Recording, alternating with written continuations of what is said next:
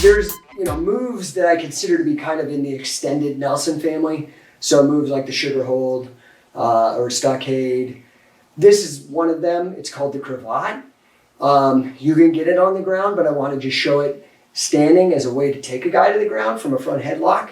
So if we tie up, I just got a standard collar wrist. Again, if you saw the Catch Wrestling Takedowns DVD from BJJ Fanatics that I did, this is a major position for us from the standing. There's a lot of fantastic things you can do. This is one of the things I did not show on that DVD, but it's definitely well worth it. So I got him in collar wrist. Very simply, I'm going to push into him until he pushes back, and I push his head in the cross side. So I take his head, put it cross side. Okay? Now I'm going to switch the headlock. Notice I got the headlock with this hand.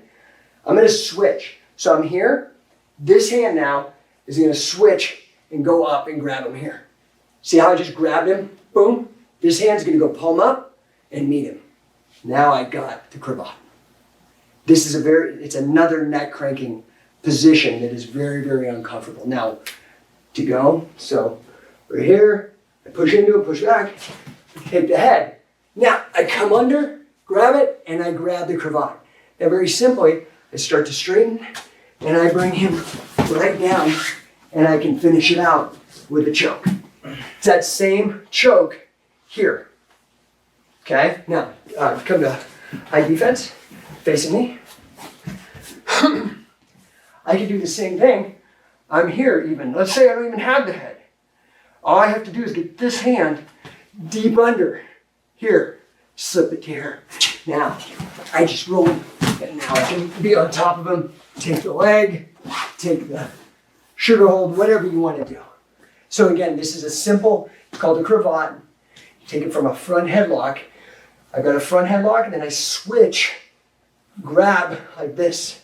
That same S grip that Jesse was showing. This again, by the way, thank you, Jordan. This grip, the reason why Billy liked it is just as Jesse was saying, you have a lot of range of motion, but it's also very hard to peel the fingers. So I can put my thumbs in the hole, and it's a very tough, if you're really in a fight and the ref is on the other side, you can't really be messing with the guy's fingers very easily if they're all in the hole. So the Crevat is very easy. When I grab up, this hand just goes here. I just straighten it out. Catch Wrestling Crevat. Okay, so now this really isn't all that related to Nelson's, but this was something that Billy was always asking me to put on tape to send to people, and I just never got around to it. So Billy, I'm actually doing it, and hopefully more people will see it than ever before. Thanks to BJJ Fanatics. So the leg scissors is, again, you'll see it pop up in MMA matches and grappling matches. It's still not really something a lot of people are doing, but some people have figured out that this is a really, really good hold to use on people. I'm going to show you 3 variations that are kind of a combination, at least that's the way I was taught. And then after that, I'll show you a really easy setup that you can do from crossbody. There's a couple different ways, but let's say that I'm crossbody on Jordan, okay? So I'm up on it. I want to make sure that his arm is not underneath me, okay? I can still do it, but I prefer it the other way. I'll show you both ways. So if his arm's underneath me, I'm going to pin this with this arm, okay? I'm pinning it down and keeping weight on it so I have control. So if he tries to come up into me, I can put some weight on it real easy. I'm going to cross face him to set it up with this other arm.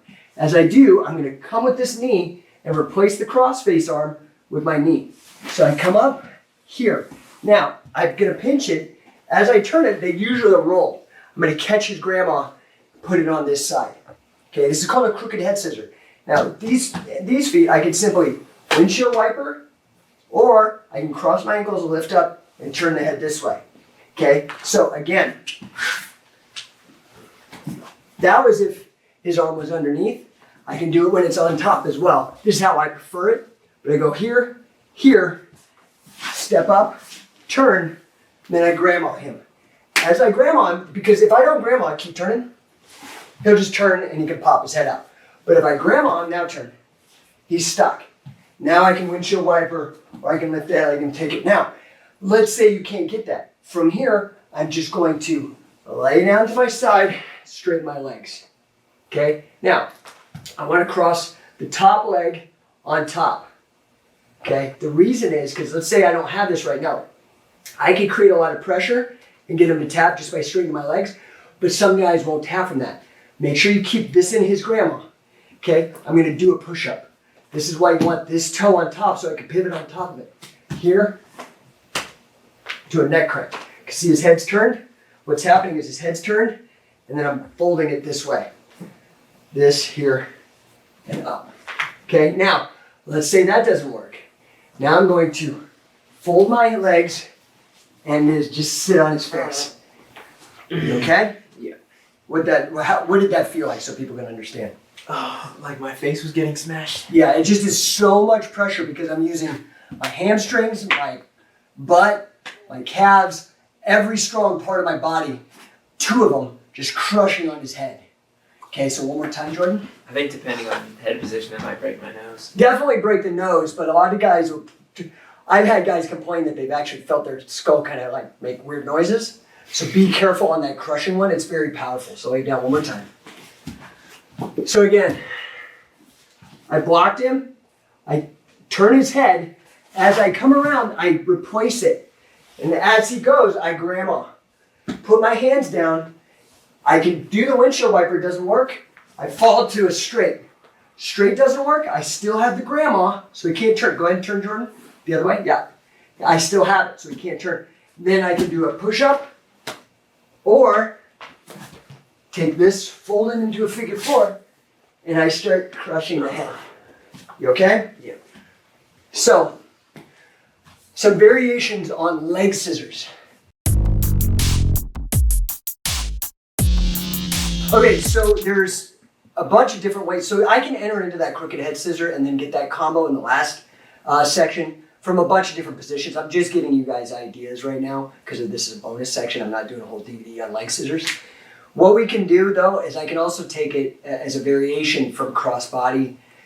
I want, definitely this one the arm has to be on this side of my body. I don't want it underneath. This one's very high probability and very easy to get. So I'm in my crossbody, this arm's here. First thing I'm gonna do, I'm always gonna block this arm so I can control it, okay? At his grandma, I'm gonna jam my elbow into his grandma so I can control it. I'm gonna grab him on the delt, here, and I'm gonna sit through. See how his head's up? Very simple, I'm gonna sit this right underneath, bring this on top, and then I have this here. Okay, now I can very simply start messing with his arm, or I can mess with his head. Or I can do both. So, you okay? So, again, cross body. I grab and pull this arm up right here. I pull it up. See how I'm making space for this knee to come under and scissor it. So, you okay? So here, 1, 2, jam this in, straighten out. I'm straightening out as far as I can and then compressing my legs together. So, you okay? Mm-hmm. Leg scissor variation from crossbody. Butt scooting. I mean, I guess it's allowed in the rules, right? We've just seen a competition where somebody won from it, but I want you guys to have ideas if the guy butt scoots on you instead of, getting dragged or any, try to play a different game. Just an idea to play with. Wade Shallis developed the Spladle, has incredible applications outside of just folk style and freestyle wrestling. Also is great when you're wrestling jiu-jitsu. Now say this guy is butt scooting on me, okay? And he's doing his standard thing. I just want to be able to put my foot, my same side foot, inside his grandma on that side. Then I'm going to backstep. So wrestling, he starts butt scooting. I step out, stuff the head with both hands. Be serious here.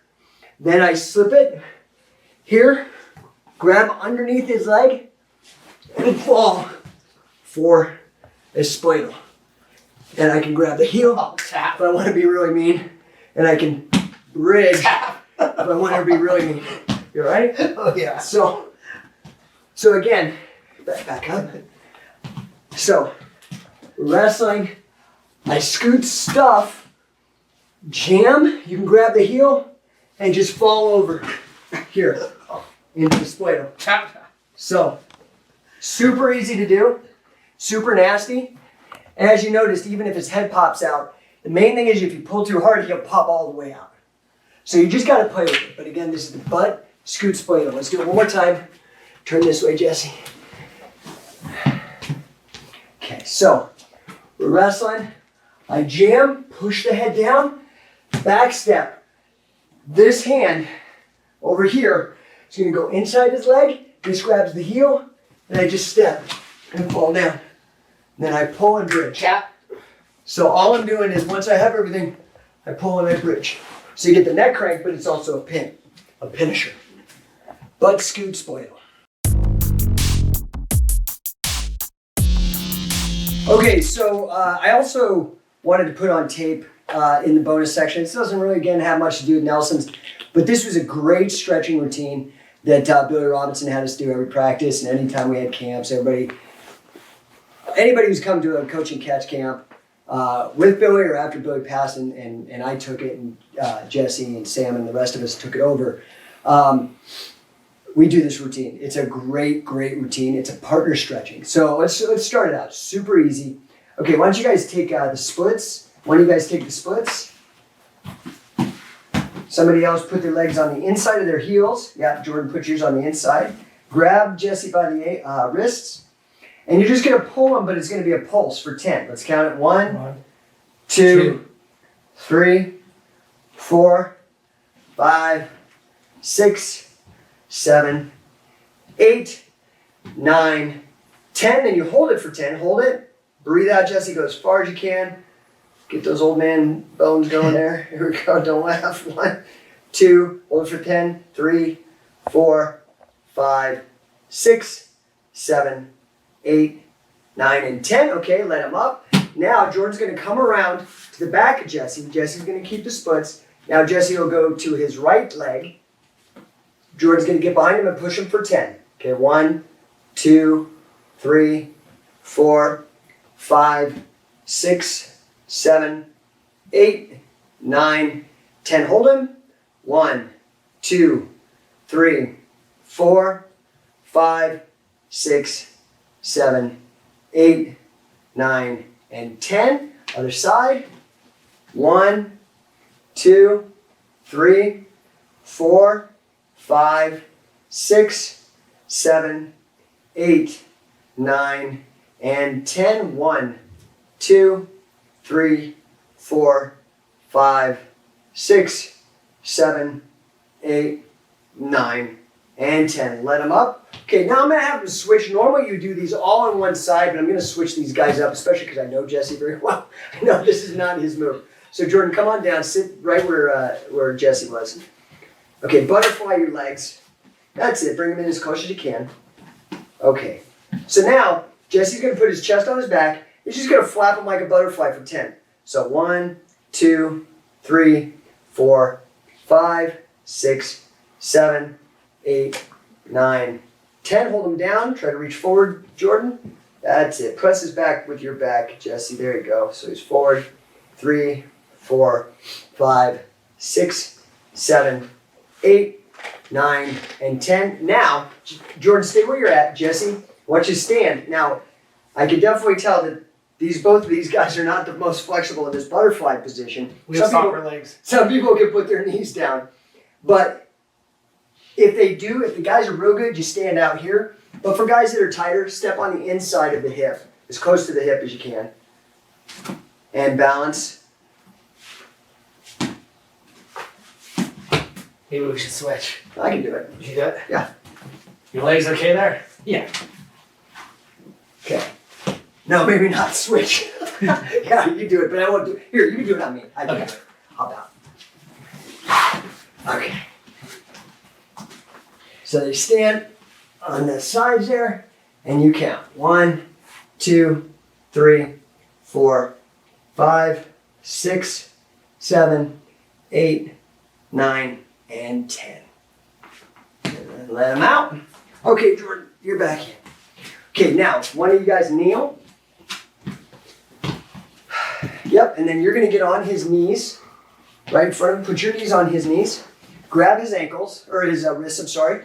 And then the main thing here is this is not a back arching exercise. The back stays straight. What you're gonna feel is like your abs, you should start really shaking the more you can lay down. So lay him down as far as he can go until he says stop. You're just helping him so he has something to hold on to. Stop. Okay, now hold it for 10. 1, 2, 3, 4. Jesse's trying to be straight. 6, 7, 8, 9, and 10. Okay, bring him up. Okay, now, Jesse, you're gonna lay down, face towards the camera. Actually, let's switch it up because you're better at this. Jordan, lay down. Okay, camel clutch. Break his back, make him humble. So Jesse's gonna get his shoulders, grab his chin, and pull him until Jordan says tap. Tap. Okay, 1. That's where you start counting. 2, 3, 4, 5, 6, breathe, 8, 9, and 10. Now Jesse's just gonna let him down gently, be very careful. And then he's gonna switch to a 180. Jordan's gonna stay where he's at. So Jordan, actually swing your legs around so they can see at the camera. So your head's going this way now. Yep. Okay, so now we're gonna do this is a stretch. It's not the actual full crab. Jesse's gonna reach inside. It's like he's inside the legs. He'll reach in this way. There you go, so you don't hurt him. Now get up on your feet. Same thing, he's gonna pull until he says tap. Tap. Okay, 1, 2, 3, 4, 5, 6, 7, 8, 9, and 10, and let him down. Now, this is one of the best neck exercises. There's a lot of controversy, and there's these great fancy machines that cost like $400. Trust me, I've got everything for my bad neck. But you can do this for free if you have a partner. Okay, and I'll just do this with Jesse. Okay, so hop out. So he's gonna just sit in low defense. Now the trick to this is negative resistance. This is how you don't hurt your partner. So what's gonna happen is I'm gonna get behind Jesse with both my hands, and he's gonna be as strong as he can like this, and I'm gonna force his head down. Once his head's down, then he's gonna relax. And there'll be a nice stretch that he's gonna allow happen, and it will cause traction on the cervical vertebrae. So you get a lot of relief off the discs. It feels really great, but do it very gentle. Once you get that stretch, then he's gonna do resistance, and I'm just gonna give him very little so he can bring it back up. But I'm gonna give him a little bit of resistance. So let's go ahead and do it. And we're gonna do 10 of these, okay? So 1, I push it down. Now he's gonna relax. I'm gonna stretch it. And then when he's ready, he's gonna push up. And I'm just gonna let him. And then I jam it back down. He's gonna relax, stretch it, and then he's gonna lift it. And I'm gonna let him, and then I'm gonna push it back down, stretch it, relax, and then he's gonna lift it. And I'm gonna let him, and then I'm gonna jam it back down. So you can do that for 10 repetitions. This is so much better than neck bridging because you get no kinks and no pressure on your cervical vertebrae, and it really builds up everything you need for wrestling, okay? You can do the same thing when the guy is laying on his side. You push his head down. A lot of times what we would do if we had a wrestling ring, there's like the ring apron, and then the head can come off. And you do the same thing. And you hold it, let him stretch, then let him come up. He's sideways. His face is towards the camera, say, and you push it back down. And you do that over, and you switch all sides. You can do it when the guy's face up. You do the same thing. Gently push it down, stretch, and then let it come up. Very slow. Okay, so that's Billy Robinson's stretching routine.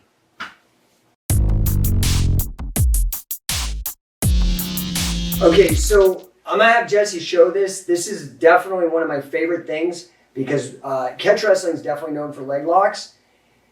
A lot of people have a hard time with the Achilles. I talked about this on the Catch Wrestling Submissions DVD. When you get an Achilles, grab his leg.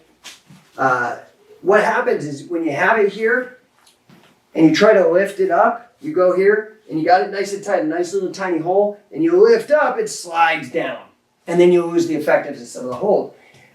People think that this is an Estima lock, but it's not. This is different. I'm gonna have Jesse show the differences, But we just call it a power Achilles. So go ahead, Jesse. So one of the things I like about this was Billy showed top and double wrist locks where you use your fists. And what I'm going to do is I'm going to switch my arms here. I have long arms, so I have to work really hard to keep his foot trapped to my body. My hand gets traveling over. You can see he's in some discomfort.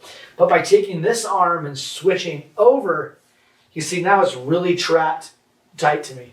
And the same way I would do in a top wrist lock, I'm going to make fists, bring this over, and once that's in there, I'm going to sit in and squeeze. And I'm going to show it's very similar. He's using the cutting bone of the wrist. To the way Billy would do top wrist locks like this. He actually taught Jordan that when he was 8 years old. You use your fists and you press.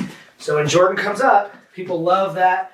So say he's in here and he's starting to work his De La Hiva. I could even hit this from here. I could hit this over, lock it in, and hit. And so you see I don't have to fall back and get into a 50-50 battle with him. Let's switch this way. So instead of falling back and we're doing, competing for honey hole or 411 or 50-50, I could take this here, grab on his heel, pull up, switch, lock it in, and then I have to be really careful because it hurts. As this comes forward, I'm going to hip in and I'm getting the tap. Show this way now. And you're getting the cutting, but Jesse's getting the cutting bone against the Achilles of Jordan's foot. So as opposed to just hitting the standard, using my stomach and coming in here, or coming in here and hitting it like that, this is a little easier because I feel like he's not going to be able to push me back. As I got this locked in, if he goes to push, I'm taking my tap.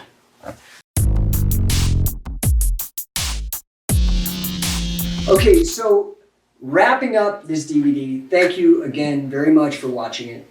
But this is a very important concept for if you're coaching or an idea maybe for your coaches to entertain. I call it catch and release. I think it's a very important method to train your guys.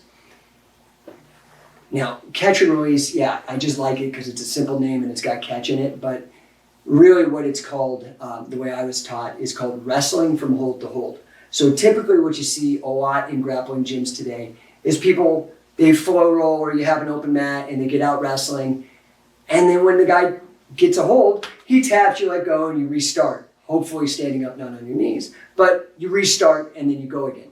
This is a different concept. It's important to not let it go once you get the tap. I'm not saying hurt the guy, not at all. That's not what I'm saying. What I'm saying is that you wrestle a guy, and let's say you get him in a double wrist lock, and you got it good, and he's like, okay. Now you freeze. You take off about 2 or 3 inches so it's no longer a submission. And you let the guy that you have think. Because there's a great, he's actually a psychologist, Daniel Kahneman, wrote a book called Thinking Fast, Thinking Slow. And it's about thinking about the way the mind works. Instead of thinking of like the conscious mind and the unconscious mind, which gets murky and is ill-defined, he says, think about you have a fast mind and you have a slow mind. The fast mind is your reaction mind. Bus is coming, you jump out of the way. The slow mind is you got to do long division on a hard problem or figure out a square root. It takes a minute for you to calculate it out. It's hard to do a square root fast unless you do it a lot of times, and then you can do it quickly, just like you memorize times tables. Now you could say 6 times 6 is 36. It's very, very easy. But before you had to be like, oh yeah, carry the one, whatever. So you're trying to get information from your slow mind into the fast mind. That's the purpose of drilling.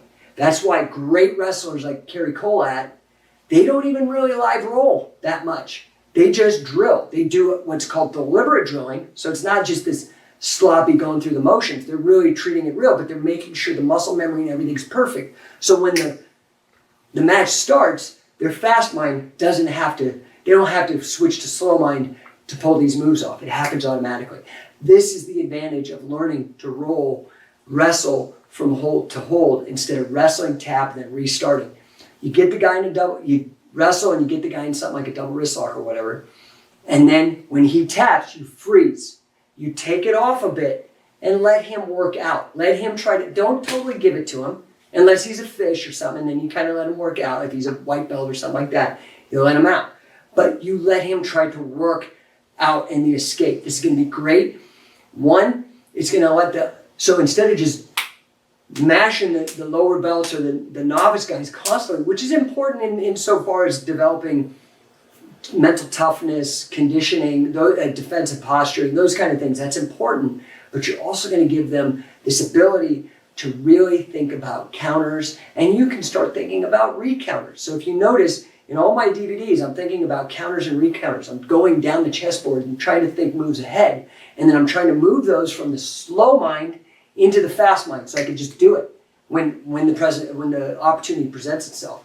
So wrestling from hold to hold, again, you wrestle, take the submission. When he says tap, or he taps on you, or he screams at you, or whatever, take it off a bit. Don't let it go. You freeze from that position.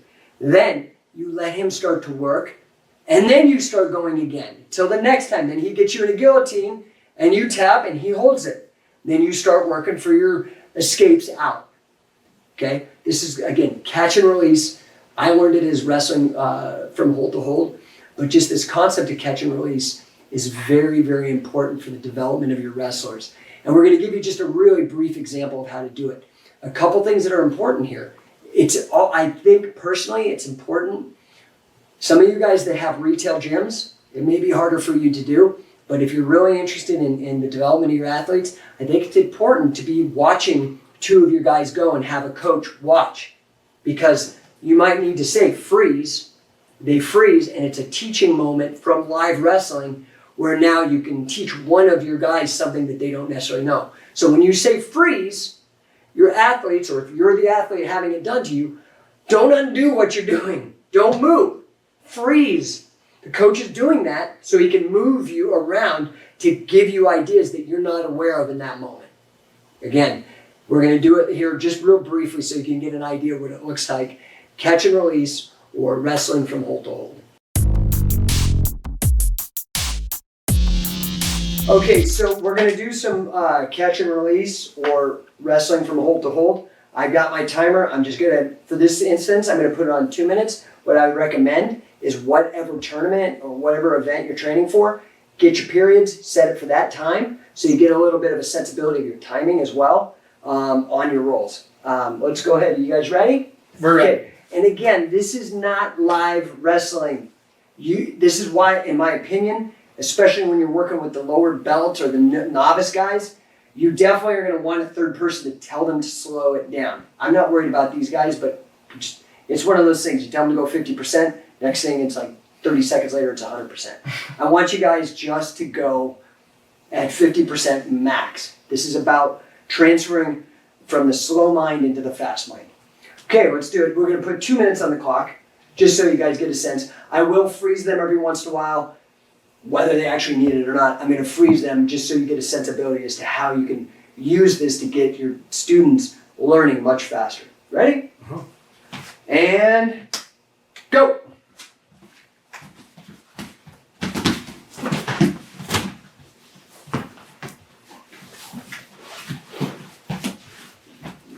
Sit.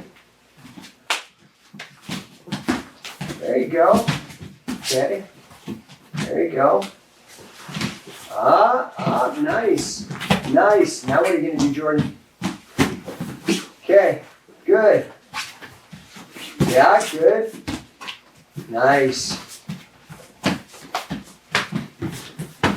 There you go, Jordan. What are you going to do? There you go. Get up. Stand up, Jordan. Stand up. There you go. Nice.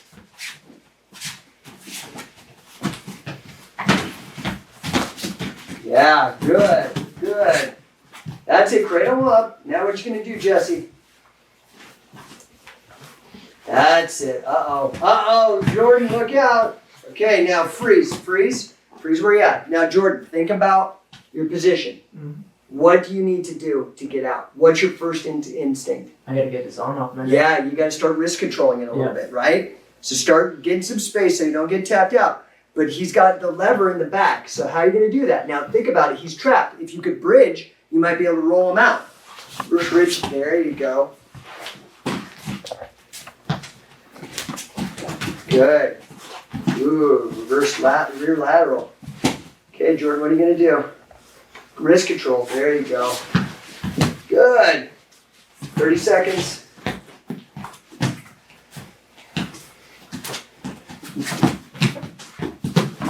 Nice. There you go. What are you going to do, Jordan? Keep rolling. That's it. Now stand up. Get to where you can face him. There you go. Get to neutral. And time. Good. So, very good job. Thank you, gentlemen. Thank you very much. Jordan. So, guys, this is really about learning how to wrestle, right? So you want to be able to just instead of wrestling from hold to hold, some people also call it chain wrestling. It's just a slow way for you to be able to begin thinking how to put your moves together in a non-stressful way. You can really start thinking about chaining your moves together, wrestling from hold to hold. Remember, when you get a submission, wait, get it nice and good. And these guys were super slow, which is great. You can vary the speed. They were probably going 30%. You can say, turn it up to 50%, turn it to 60%. And then you start being able to set these guys at a level where they begin to understand where their conditioning is at and how long they can go and how long 3 minutes or whatever the period is that you're grappling for is. Wrestling from hold to hold, please give it a try in your gym.